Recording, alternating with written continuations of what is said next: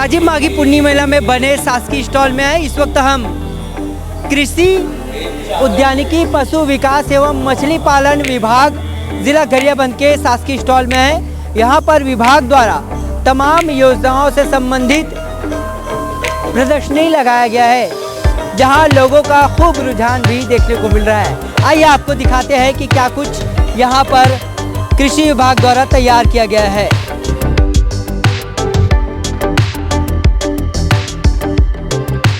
जमीन है 2 से 2.5 एकड़ जमीन है, तो आराम से 3 से 4 लाख रुपए सालाना सभी ये उद्यम को लगा के कमा सकता है।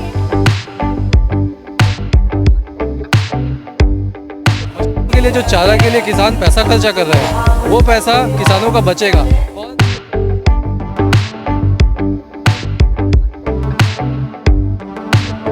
तो आइए इस प्रदर्शनी के बारे में जानकारी लेते हैं। हमारे साथ संदीप भोई हैं, कृषि विभाग के उप संचालक, और जानने की कोशिश करते हैं कि विभाग द्वारा यहाँ पर योजनाओं से संबंधित कौन कौन से चीज़ यहाँ पर प्रदर्शनी के तौर पर लगाकर लोगों को जानकारी दे रहे हैं।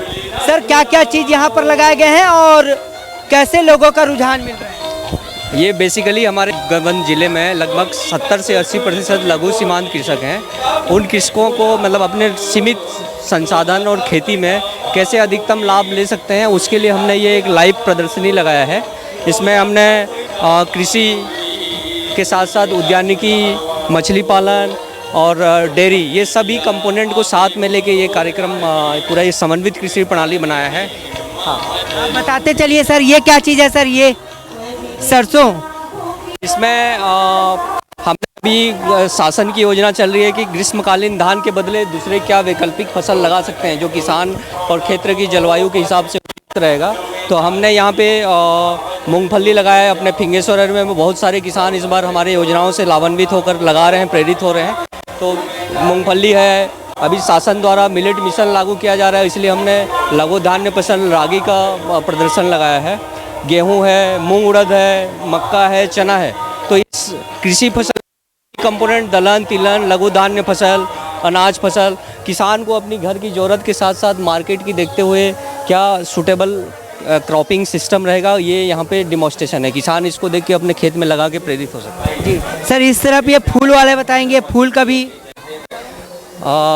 भी आज अपना रायपुर बहुत बड़ा मार्केट है, यहाँ से नज़दीक है। तो हम और यहाँ की जो जलवायु है, गुलाब, ये आपका गेंदा, इन सब के लिए उपयुक्त है। तो किसान के लिए हमने ये डेमो लगाया है कि इसको देख के अपने खेतों में लगा के अतिरिक्त लाभ प्राप्त कर सकते हैं। सर, मछली का यहाँ पर सह कुक्कुट पालन दोनों का प्रदर्शनी है। इसमें जो कुक्कुट का ड्रॉपिंग्स होते हैं वो मछली की फीड के रूप में काम आता है। तो उसको हमने दोनों का एक समन्वित प्रणाली बनाया है कि मछली पालन के साथ साथ कुक्कुट पालन भी हो जाए। तो इसमें मछली को खाद्य मिलेगा और किसान को दोनों से अतिरिक्त लाभ मिलेगा। जी, तो देखिए एक बहुत ही अच्छे तरीके से बनाए गए। एक साथ मछली के साथ आप कर सकते हैं। बदक का हाँ, बदक भी अभी थे, इधर मूवमेंट कर रहे होंगे, तो बदक पालन भी है। और उस तरफ क्या है सर? उसमें डेयरी है। किसान भाई घर में अपने पशु पालते ही हैं, तो वो अच्छी नस्ल की गाय रखें हैं और उससे अतिरिक्त दूध उत्पादन के साथ लाभ प्राप्त कर सकते हैं। आजकल शासन द्वारा गोधन न्याय योजना चल रहा है। गोधन न्याय योजना में जो गोबर है 2 रुपये किलो प्रति दर से शासन क्रय कर रही है और उससे वर्मी कंपोस्ट बना के किसानों को दे रही है। तो हमने उसका भी यहाँ पे डेमोन्स्ट्रेशन किया हुआ है कि गाय पालन करके अपने छोटे से क्षेत्र में किसान कैसे अतिरिक्त लाभ कमा सकता है। तो इसी तरह देखिए, घर एवं खेत में उपलब्ध संसाधनों से परंपरागत खेती तथा वर्ष भर निरंतर आय की सुविधा कैसे आप बना सकते हैं, इन सब को देखकर आप देख सकते हैं कि कैसे आप अपने घर में व्यवसाय विभाग से जुड़कर कर सकते हैं।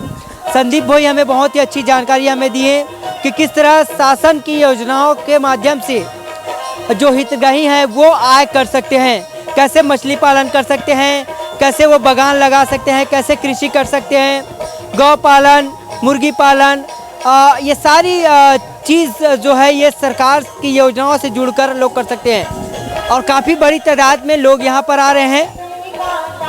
बहुत बहुत धन्यवाद सर, काफ़ी अच्छी जानकारी। Thank you. मैं एक और छोटी सी जानकारी बताना चाहूँगा कि कोई किसान 1 हेक्टेयर यदि उसके पास ज़मीन है, 2 से 2.5 एकड़ ज़मीन है, तो आराम से 3 से 4 लाख रुपए सालाना सभी ये उद्यम को लगा के कमा सकता है। तो किसान भाइयों से मेरा अनुरोध है, अपील है कि सिर्फ एक ही फसल की खेती करना छोड़ के बाकी और फसलों को भी लें और अधिक लाभ कमाएं। इस योजनाओं का लाभ लेने के लिए किसान को क्या पात्रता चाहिए? किसान, हर योजना की अलग अलग पात्रता रहती है और योजना के अनुरूप, मतलब उनकी आवश्यकता के अनुरूप योजना में लाभ लेने के लिए वो आवेदन कर सकते हैं। बहुत बहुत शुक्रिया। तो ये देखिए कि किस तरह से तैयार किया गया है और बड़ी संख्या में लोग यहाँ पर आ रहे हैं। हमारे साथ हरिशंकर सुमेर हैं जो लगातार सोशल मीडिया में कृषि विभाग से जुड़ी चीज़ वो डालते रहते हैं। इस स्टॉल में लोग किस तरह आ रहे हैं और कितना रुझान है लोगों का? IFS प्रणाली के ऊपर अपना स्टॉल बना हुआ है।